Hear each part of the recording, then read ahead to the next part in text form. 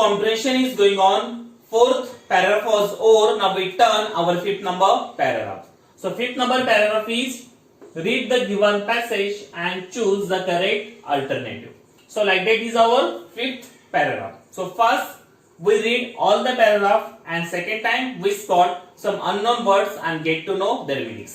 And then we solve some questions based on this paragraph. So everyone look on the board and listen carefully.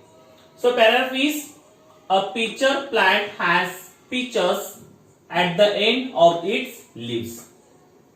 Some peach plants have small peaches about 5 cm long. Some have large peaches up to 35 cm long.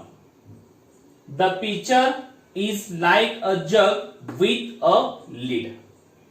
The pitcher and its lid have bright, attractive colors. Also, there is a sweet nectar on the lid and upper edge of the pitcher. This attracts the insect. Okay, so like that is paragraph. So this paragraph is based on pitcher plant. आपण त्याला मराठीत म्हणतो picture वनस्पती.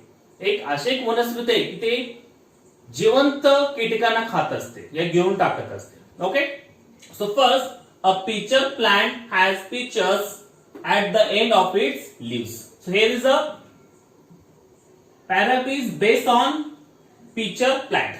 मी तुम्हाला सांगितलं की pitcher plant आपण मराठीमध्ये पिचर वनस्पती असं म्हणतो. आता अ पिचर प्लांट जे पिचर वनस्पती आहे त्यामध्ये ते पिचर्स असतात ते कुठे असतात त्याच्यात. A pitcher plant has pitchers at the end of its leaves. म्हणजे लीव्स म्हणजे पानाच्या शेवटी पिचर्स असतात. Some pitcher plants have small pitchers. काही पिचर वनस्पतीचे पिचर्स असतात ते लहान असतात. ते किती असतात बघा. Some pitcher plants have small pitchers about 5 centimetre long. काही पिचर्स हे लहान असतात ते फक्त 5 सेंटीमीटरचे असतात. Some have large pitchers up to 35 long. आणि काही पिचर्स हे लांब असतात आणि त्याची लांबी 35 सेंटीमीटर एवढी सुद्धा असते. लहानात लहान 5 सेंटीमीटरचं आणि मोठ्यात मोठं 35 सेंटीमीटरचं. The pitcher is like a jug. आता जे पिचर आहे ते कसं दिसतं सर. ही लाईक अ जग. आपण त्याला म्हणतो जे चंबू असतं पाण्याचं ते चंबू प्रमाणे त्याचा आकार असतो. So the pitcher is like a jug with a lid. With a lid. आता लीड म्हणजे आपण त्याला म्हणतो झाकण. जसं आपण एखादं चंबू असतं त्याच्यावरती झाकण असतं तसं झाकणाप्रमाणे हे पिचर हे दिसत असतं. So the pitcher is like a jug with a lead. जग म्हणजे चंबू आणि लीड म्हणजे झाकण. एखादं पाण्याचं कसं चंबू असतं पाठीमाग झाकण असतं तसं ते पिचर दिसायला असतं. The pitcher and its lid have bright attractive colours. आणि जे पिचर आहे त्या पिक्चर आणि त्याचं जे लीड आहे किंवा आपण त्याला झाकण आहे म्हणतो ते दिसायला कसं असतं ब्राईट अट्रॅक्टिव्ह. ब्राईट म्हणजे जे आपण म्हणतो एक चकचकीत आणि कलर म्हणजे रंगबिरंगी असल्यामुळे जे कीटक असतात ते त्या पिक्चरकडे अट्रॅक्ट होतात आकर्षित होतात. So the picture and its lid have bright attractive colours. Also there is a sweet nectar. आणि जे पिक्चर असतं आणि त्याचं लीड असतं ते दिसायला कसं असतं चकचकीत असतं ब्राईट असतं आणि कलरफुल असतं. आणि अजून त्याच्या पिक्चर्स मध्ये स्वीट नेक्टर. स्वीट म्हणजे गोड आणि नेक्टर म्हणजे आपण त्याला म्हणतो एक मधासारखं गोड पदार्थ किंवा आपण त्याला अमृत म्हणू शकतो. असं अमृत त्या पिक्चर प्लांटवर असतं. So also there is a sweet nectar on the lid and upper edge of the pitcher. जे लीड आहे जे झाकण आहे त्या पिक्चर प्लांटचं त्या झाकणावर एक गोड असं अमृत सारखं पदार्थ असतं. आणि जे अप्पर एज आहे जे वरील भाग आहे त्या पिक्चर प्लांटचं ते सुद्धा काय असतं पूर्णपणे ते एक गोड पदार्थ तिथं असतो. So is sweet nectar on the lid and upper edge of the pitcher. This attracts the insect. आणि जे रंग असेल किंवा ते ब्राईट असल्यामुळे किंवा ते बरोबर पिक्चर प्लॅनच्या वरती अप्पर एजला वरील भागाला काय असतं, एक गोड असं अमृत सारखं एक आपण म्हणतो त्याला लिक्विड असतं, आणि ते लिक्विड काय करतं, जे इन्सेक्ट आहे, जे कीटक आहे, त्या कीटकांना आकर्षित करतं आपल्याकडं। जेव्हा कीटक त्या तिथं येतात त्या बरोबर करण्यावर बरोबर ते त्या अमृत पेयच्या नादामध्ये काय करतात, ते पिक्चर प्लॅनच्या आत जाऊन बसतात, आणि नंतर काय होतं, ते पिक्चर प्लॅन स्वतःला असं बंद करून घेतो। जसं जग पाण्याने भरल्यानंतर आपण ते पाठीमागचं लीड किंवा झाकण हे बंद करतो, तसं हे पिक्चर प्लॅन स्वतःला ते बंद करून टाकतं, आणि जे कीटक ते आत पडलेले आहे त्याला काय करतं, ते डायजेस्ट करतं। Okay, so like this paragraph is based on picture plant. मग त्याला आपण मराठीत म्हणतो पिक्चर प्लॅंट म्हणजे पिक्चर वनस्पती। Okay, so downside there are some question based on this paragraph that we will going to solve this. One number question, where is the picture situated on the picture plant? Again listen, where is the picture situated on the picture plant? आता जे picture वनस्पती आहे त्याच्यावर pictures हे कुठं असतात?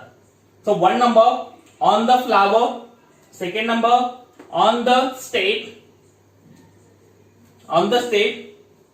third number at the end of its leaves, and fourth number below the leaves. आता जे पिक्चर प्लॅंट मध्ये जे पिक्चर असतात ते कुठे असतात? So look in the paragraph, a picture plant has pictures at the end of the leaves. So where is the picture? End of its leaves, म्हणजे पानाच्या शेवटी हे पिक्चर्स असतात. So which that option? Option number 1 no, second no, third number there. So at the end of its leaves. So option number 3 is correct. Now second number, identify the underlined word. Identify the underlined word. जे खाली वाक्यामध्ये underline भाग आहे ते भाग कुठला आहे ते आपल्याला आयडेंटिफाय करायचं. So sentence is the picture and its lid have bright attractive colour. So underline part is bright. Bright हा शब्द काय दर्शवते? 1 number noun, second number pronoun, third number verb and fourth number adjective. Okay, noun म्हणजे नाम, pronoun म्हणजे सर्वनाम, verb म्हणजे क्रियापद आणि ऍडजेक्टिव्ह म्हणजे आपण त्याला विशेषण म्हणतो. सो ब्राईट हा शब्द काय दर्शवते? Noun no, pronoun no, verb no, adjective yes. So this bright word is a adjective, आपण त्याला म्हणतो विशेषण म्हणतो. So option number 4 is correct. Now third number, give antonyms upper. Okay, antonyms म्हणजे विरुद्धार्थी शब्द. अप्पर या शब्दाला विरुद्धार्थी शब्द कुठला येऊ शकेल? So number 1 lower, second number shorter, third number bigger and fourth number down. So what is the antonyms of upper word? Upper म्हणजे वरील. सो 1 नंबर लोअर म्हणजे खालील, शॉर्टर म्हणजे लहान, बिगर म्हणजे मोठं, डाउन म्हणजे खाली. So which is the correct here? Option number 1 lower. Upper म्हणजे वरील and lower म्हणजे खाली. So there is a proper antonyms of upper is lower. So option number 1 is correct here. So like that question we solve it. So our prose comprehension is complete. So in prose comprehension you have to know the meaning of the words. If you know the meaning of the words, you easily solve that question based on prose comprehension. म्हणजे जे आकलन आहे त्या आकलनमध्ये जेव्हा तुम्हाला शब्दाचा अर्थ हे तुम्हाला माहित असतं तेव्हा तुम्हाला ते पॅराग्राफ सॉल्व्ह करायला इझी जातं. जेव्हा तुम्ही प्रोज कॉम्प्रेशन सॉल्व्ह करायला घेता तेव्हा तुम्हाला जे पॅराग्राफ येणार आहे ते पॅराग्राफ तुम्ही ऍटलीस्ट 2 वेळा वाचा. जेव्हा वाचता तेव्हा तुम्हाला जे न्यू वर्ड्स येतात, डिफिकल्ट वर्ड्स येतात, त्याचं अंडरलाईन करा, त्याचं मिनिंग आठवा. जर तुम्हाला मिनिंग समजलं, तुम्ही पूर्ण जे थीम आहे ते थीमला तुम्ही मॅच व्हाल आणि तुम्ही जे क्वेश्चन असणार आहे खाली त्या पॅराग्राफच्या ते तुम्ही इझिली सॉल्व्ह करू शकता. So first you read all the paragraph first, and second time you spot some unknown words and get to know their meanings. If you know the meanings, you grab the main theme of the paragraph. So everyone solve all the prose comprehension with their meaning. So if you know like that, you can solve all the question based on prose comprehension is very easily. Okay, thank you very much.